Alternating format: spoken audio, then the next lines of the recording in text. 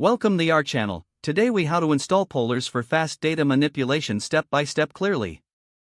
To get started with installing pollers, first, ensure you have Python installed on your machine.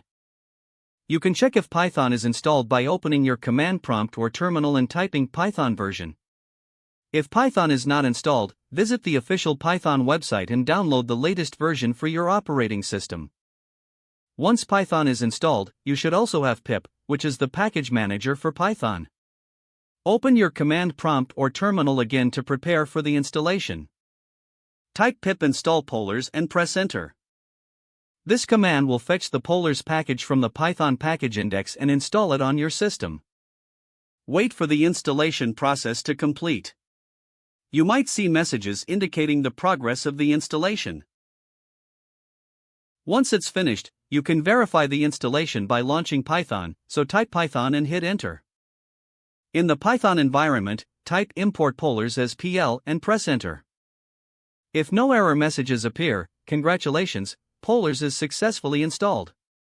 To test its functionality, type pl.read_csv, your_file.csv, where your_file.csv is a path to a CSV file you want to manipulate.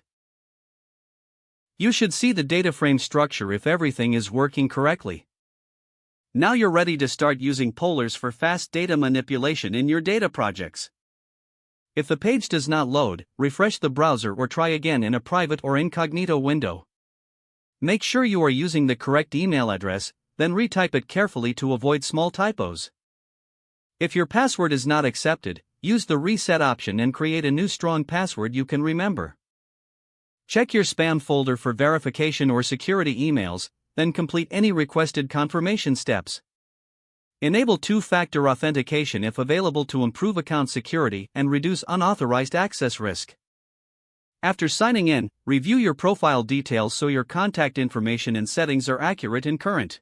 If you see an error message, note it down and try again after restarting your device and internet connection. Log out when you finish, especially on shared devices, to keep your account and payment information secure.